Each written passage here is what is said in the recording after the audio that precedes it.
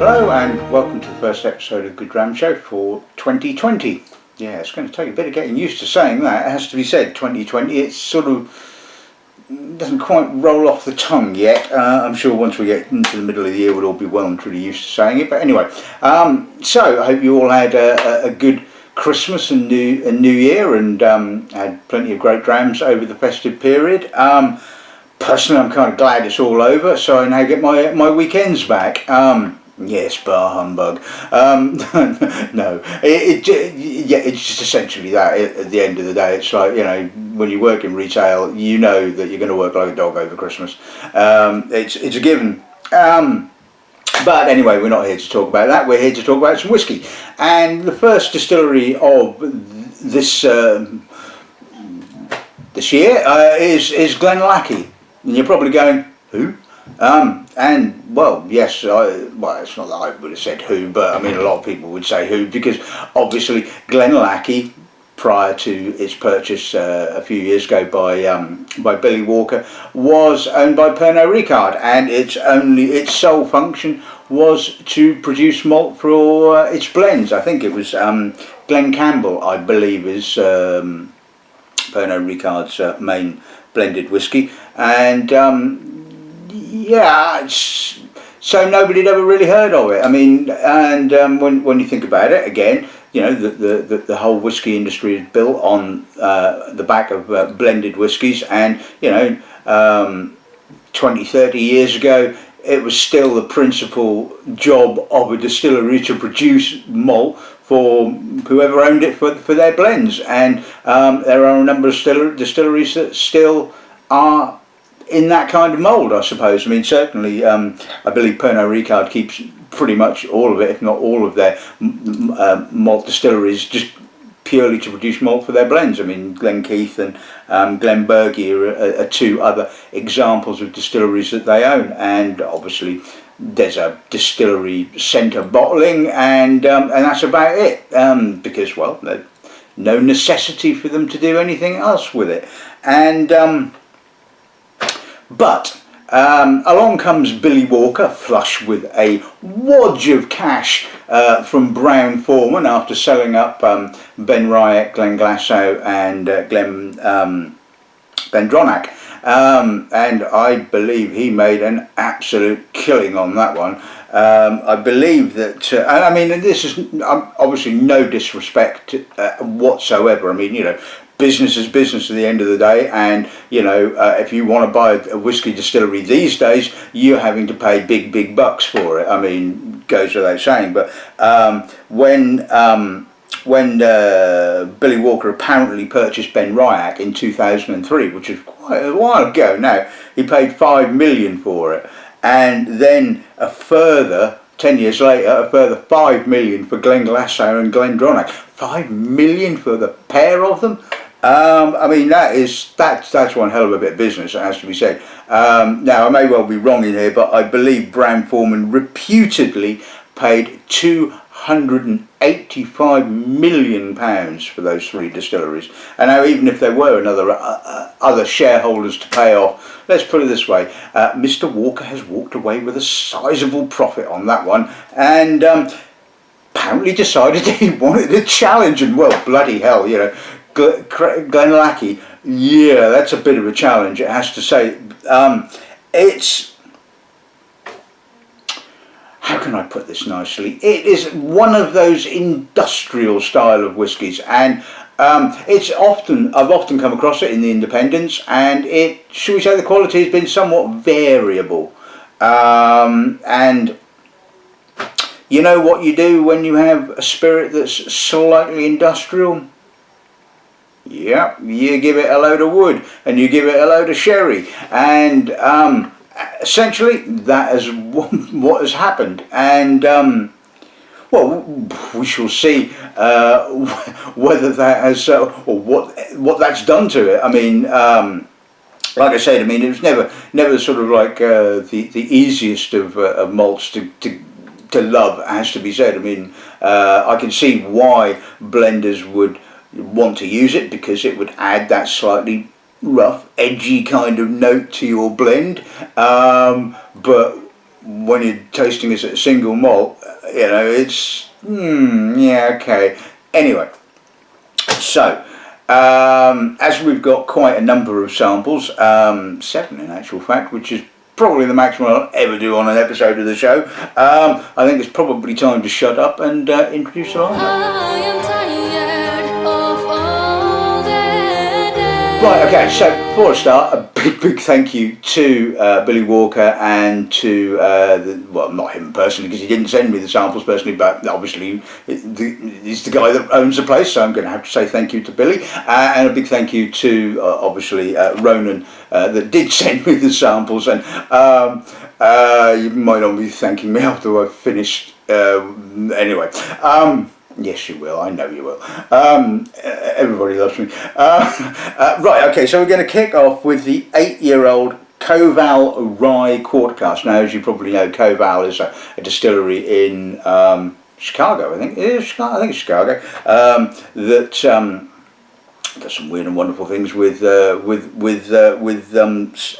stuff. But anyway, they tend to use a lot of quarter casks in their maturation. So basically, this has spent a number of years, I don't know how many, in ex-bourbon casks, and then finished in, like I said, ex-Koval rye casks. Now we've got 2 batches of the 10-year-old cask strength, and will you look at the difference in colour on these? I mean, now they're almost identical in their mix, whereas batch number 2 here, bottled of 54.8, was first fill bourbon, virgin oak, PX puncheons and Oloroso puncheons. Batch number 3, bottled at 58.2, is first and second fill bourbon, virgin oak, and then Pedro, Ximenx and Oloroso casks. I would assume butts because they didn't say puncheons or hogsheads. So, but you can see huge difference in colour. I mean, so it's going to be interesting to see how they what they like. Next bottling we're going to be looking at, I mean, this is probably a bit of a weird way around. You're thinking, why am I now doing wood finishes before I do? I just kind of decided on age, and I know what these taste like, so if you bear with me, there'll be a reason for why they're in this kind of odd lineup. So this is the 10-year-old Portwood finish, bottled at 48%, 8 years in American oak and 2 years finishing in port casks. And this is the 12-year-old Pedro Ximenx finish. This is again bottled at 48% and 10 years in American oak and 2 years finishing in ex-Pedro Ximenx casks. So, like I said, this is obviously what the distillery decided to do, is to sort of take the spirit and do a bit of a masking on it, shall we say. So it will be interesting to see how it turns out. Penultimate bottling is, just make sure it is indeed the 12-year-old. This is bottled at 46%, and the cask makeup is the same as batch 10 of the cask strength. So first fill bourbon, virgin oak, Oloroso and PX. And finally we have the 15-year-old. So the 15-year-old is slightly different in that it is an all-out sherry monster. So it is 100% Oloroso and PX. So my favourite. No, forget that. So yeah, there we go. That's today's lineup. This is pretty much, well, bar the 25-year-old, which unfortunately they didn't send me a sample of, but never mind. Can't expect everything, I suppose. This is pretty much their entire lineup. So let's kick off with a bit of quarter cask finish then. Right, okay, so this is the 8-year-old Koval quarter cask finish. Let's see what the nose gives us on this end. Quite a lot of oak initially, vanilla, sweet vanilla. There's a touch of rye, obviously rye-like spices. There's a little, it's a bit of an odd note, and it's sort of chlorinated, but not quite, which is just weird. I mean, you know, I have got absolutely no idea where that has come from whatsoever. It's a little soapy, and I would say that the toasty oak does become a little bit dominant, overly so, and but there's some lovely fruit there. I mean, and it's not something, you know, lovely fruit is not the words that I would often tend to use when describing Glenallachie. There's an almost kind of estery note. So maybe my conceptions of Glenallachie are completely wrong. Maybe the distillery can make a nice light estery style of whisky as opposed to sort of something more harder and industrial. But anyway, let's see what the palate like.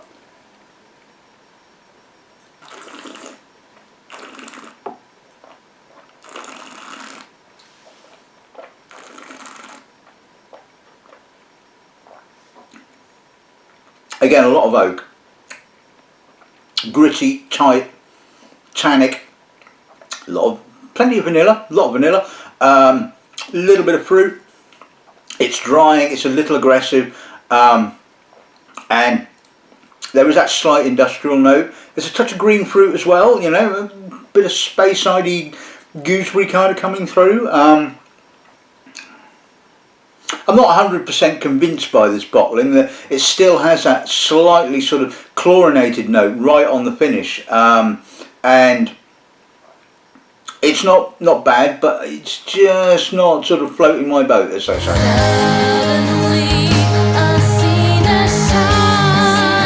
Right, okay, so let's move on to batch 2 of the 10-year-old cask strength. Let's see what the nose gives us on this. You know what, that is very, very pleasant, and as you would expect from the colour, I'm getting quite a bit of bourbon, quite a bit of American oak, but I'm getting some fruity, estery fruity fruit. Pineapple, a touch of tangerine, a bit of apricot, some dusty, you know, I'm surprisingly mature oak in actual fact, and yeah, some creamy vanilla coming through now, a little bit of grape, white grape, green gauge. You know, that blew me away when I first tasted this. And I kind of did exactly this. I went Koval quarter cask first, and then went this one, and went, wow.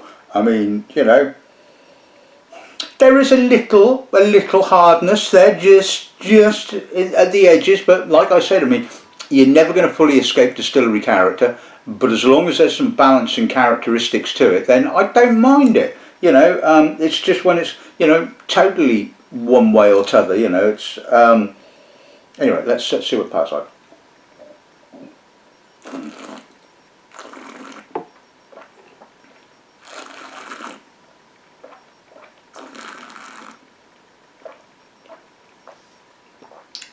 Again, plenty of fresh American oak, a little bit of spice from the sherry coming through, but not a huge amount. Again, estery fruit, vanilla, a lot of vanilla on the mid palate, touch of coffee,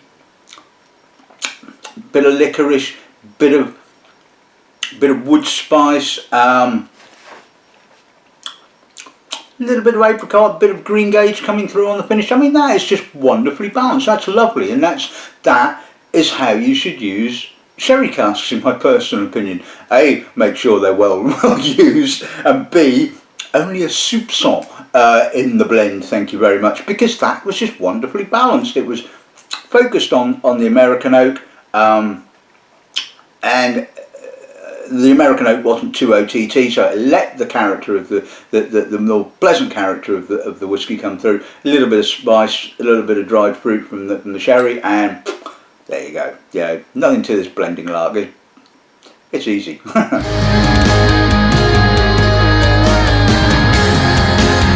Okay, so let's move on to batch number 2 of the cask strength. You know that I opted not to bother putting any water with it because, well, we'll be here all day if I did. So anyway, let's see what the nose gives us on this. Obvious sherry. I mean, you know, it's rich, it's dense, it's raisinated fruits, it's treacle, marmalade, dusty, toasty oak, just a touch of. I mean, you wouldn't know there was any first filled bourbon in this blend at all, to be honest with you. Well, yeah, right, there's a little bit of vanilla, but we're really talking sherry and lots of it, and it's got a grittiness to it. It's not a soft and fluffy kind of sherry character. It's not your Macallan or your Dalmore. This has got a bit of an edge to it. This is a bit of a kind of, like, you know, natural kind of character, I suppose. See what it tastes like.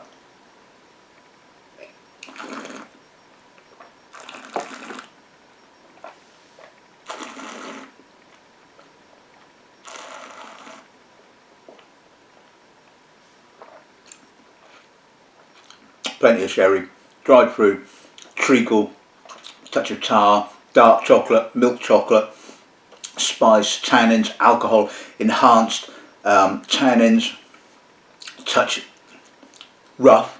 But you know what? If I was going to drink the sherry monster, that's the sort of one I'd go for. Something with a bit of character. You know, it's all you can have a Dalmore and you go, yeah, that's pleasant. Or a Macallan or something else of that kind of ilk, and you taste it and you go, yes, it's very soft, it's very fruity, but this has actually got a bit of kind of guts to it. It's got a bit of a rough edge to it. It's sort of, I mean, I personally, like I say, I like Springbank sherry because I love the grittiness of the Oloroso, or the way the spirit interacts with the Oloroso brings out this kind of gritty, tannic kind of character. And you know, if I'm going to drink a sherry monster and get a gob full of sherry, then you know I want my sherry with a bit of tannin and a bit of a you know. I don't really want it to be a bit of fate and So on that evidence, yeah, I kind of guilty secret quite like it. Okay, so let's move on to the 10-year-old portwood finish. Let's see what nose gives on this. And as you can see, it's not very red, so I'm not expecting an awful lot of port. And you would be right. It is very subtle, and as we well know, port can be very, very blanketing. And this is quite nicely balanced. I'm getting a touch of the red fruits. I'm getting the American oak. I'm getting a bit of roughness, a little bit of industrial character. There's some edgy charred oak notes, and it's starting to become quite herbal. Yeah, it's not bad. I mean, that is very judicious on the port. You know, it is adding a touch of spicy red fruit and black fruit, and it's not swamping it like the Arran, for example. So it passes out.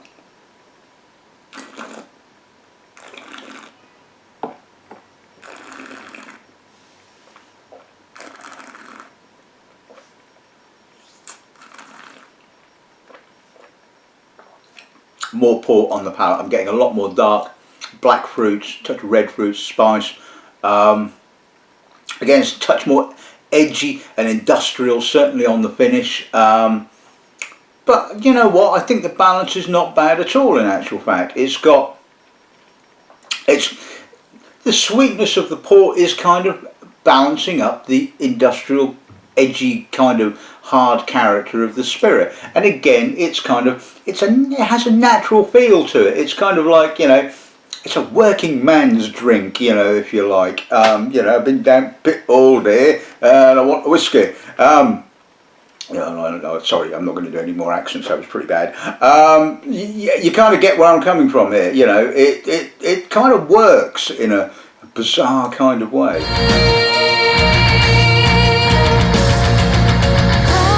Okay, so let's move on to the 12-year-old Pedro Ximenx finish. Let's see what the nose gives us on this.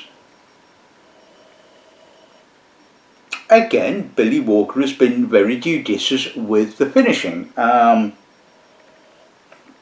mean, PX is notorious for being sort of blanketing and big and whiny and treacly, and this isn't.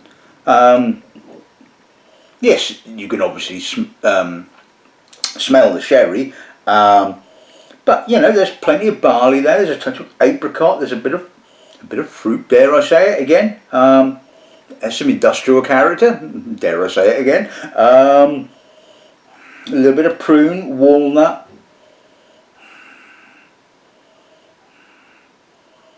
Yeah, a little bit of sweet American oak kind of coming through now as well. You know, again, balance is pretty good. You know, it's not swamped by the PX whatsoever. And you know, you would have thought even 2 years in a PX cask. I mean, maybe this was obviously, or the casks were refill PX, I would imagine. But you know what? That again, I think that works. See what the power's like.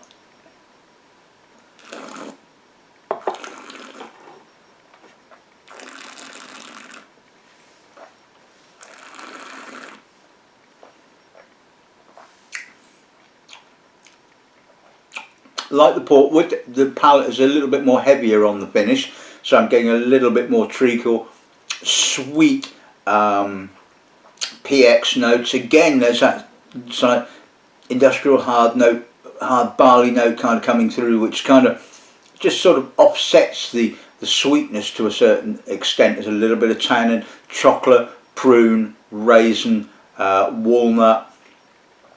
But again, I think that it's really quite pleasantly balanced. I think I prefer the portwood personally of the two particular bottlings. But I have to say, I mean, when you know, I have to say Billy Walker's done a bloody good job of what he's working with. You can't drag away your sight.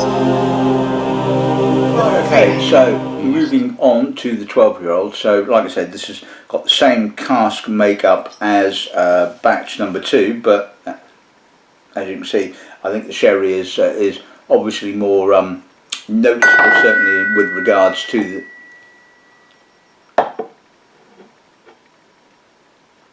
Right, okay, so let's move on to the 12-year-old bottle of 46%, and with a makeup similar to the 10-year-old batch number 2 cask strength. Quite malty, quite obvious sherry influence. I'm getting a lot of soft, treacly sherry, but I'm also getting a bit of edgy, tannic, chocolatey notes,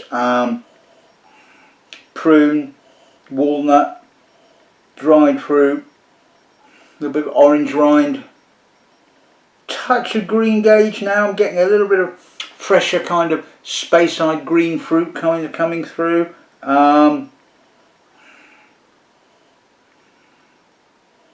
It's got quite a liminess now. I'm getting quite a lime note, and that's kind of cutting through all the sherry, and I'm getting right at the end a little bit of American oak. I mean, you know, I mean, you kind of, I suppose you can't argue that the balance is pretty good. I mean, I'm getting all of the individual cask notes.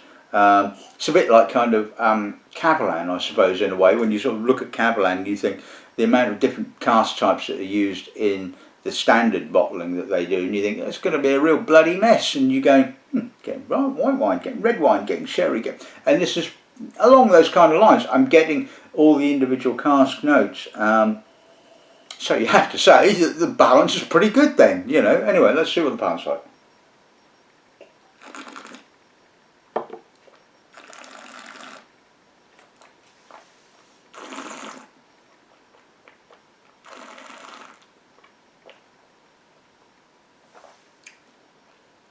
Chunky, malty, treaclier, a lot more sherry. and a lot more sweet Pedro Ximenx character as well. It's less edgy. There is a touch of tannin, obviously. There's a touch of sort of like chocolatey tannin, coffee, Oloroso edginess, and a little bit of spirit edginess. But by and large, there's a lot of sherry and a lot of PX in this particular bottling, or certainly it comes across in that manner. Pleasantly spiced. I mean, it has a pleasant progression, it has to be said. It does it kind of goes, sort of opens up with a lot of the PX, and then you get a bit more of the sort of the Oloroso and the American oak, and the PX is kind of coming back on the finish. So yeah, I can argue that it's got some good progression. It's a little bit too sherry personally for my liking. I think I like my sherry with a bit more grit. It's a bit more polished, or attempting to be a bit more polished, but again, you know, it's not too bad. Finally, we're on to the 15-year-old. So, bottle of 46% and Oloroso and PX. Oh, stinky farmyardy sherry. Herbal, treacle. Oh, a lot of Oloroso, probably more Oloroso than I've come across so far, and it has a stinkiness to it. Not a sulphur note, I will hasten to add. It is not sulphured, it's not blemished, it's got that stinky sherry note, you know, the sort of manure-y kind of earthy Oloroso. There's a bit of burnt wood, a bit of citrus, but I'm not really getting much other than sherry, and frankly I was not expecting anything other than sherry. So I think if you like your Springbank sherry, you will probably get off on this, although it doesn't quite have the grittiness, but it's certainly got the manure-iness. So what that's like.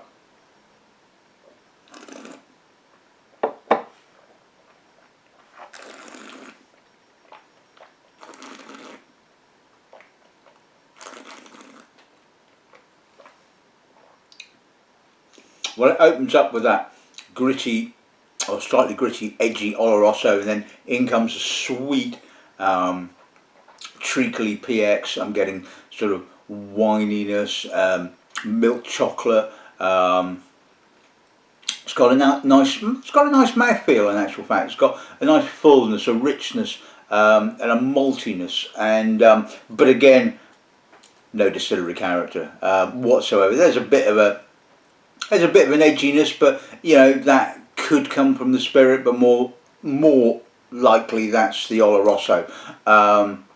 It's got a good length. From what I can remember, it's got a good price. So you know, although it's not really my kind of cup of tea, I would say the quality is not too bad. Oh, it's having its revenge.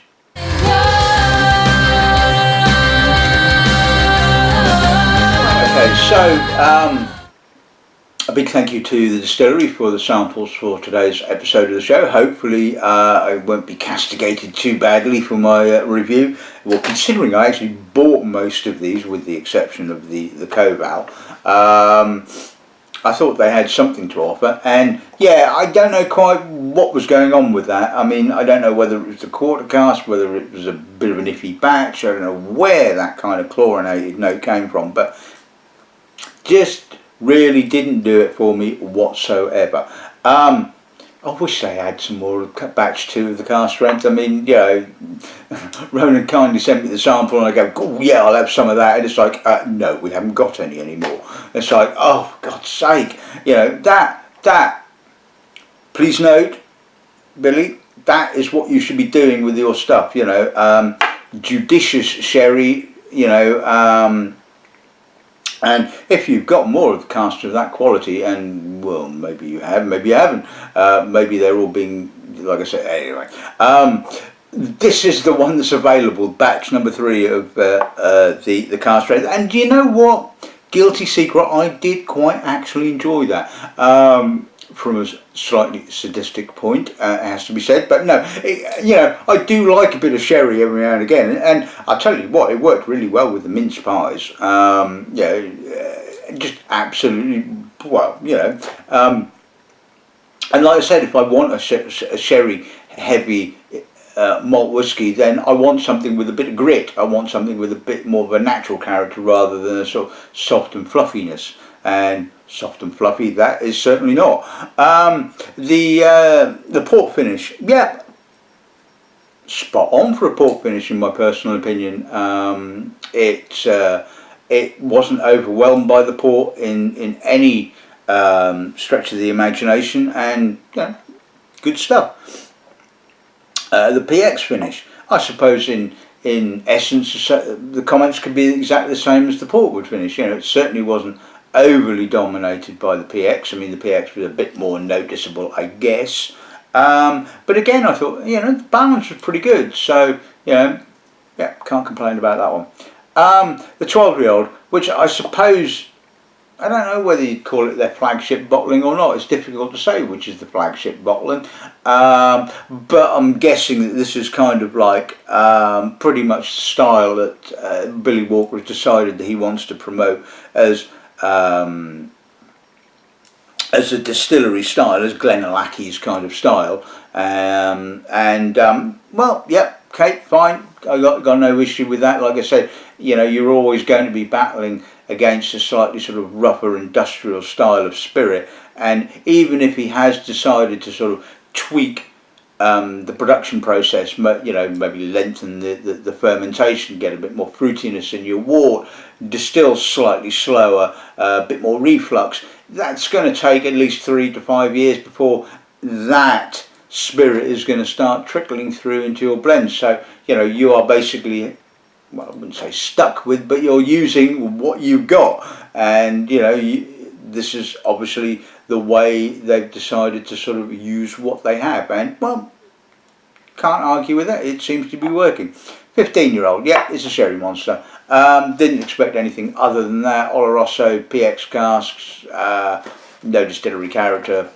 Yeah, and like I said, you know, there are going to be people that sort of like that type of whiskey. I know there's a lot of you guys that like that type of whiskey, and you know, no better or no worse, I suppose, than any other. And like I said, it has that slight edginess, which gives it a more natural kind of feel. But you know, I think sort of my pick of the bunch, even though it is pretty heavily sherry, has to be the 10-year-old cask strength. So. Anyway, there you go. That's this week's episode in the bag. I hope you've enjoyed it. I'm not going to get too many arrows from the distillery or Billy Walker turning up on my doorstep with... Anyway, I'm sure it won't happen. But anyway, until next week, it's good afternoon and good dramming.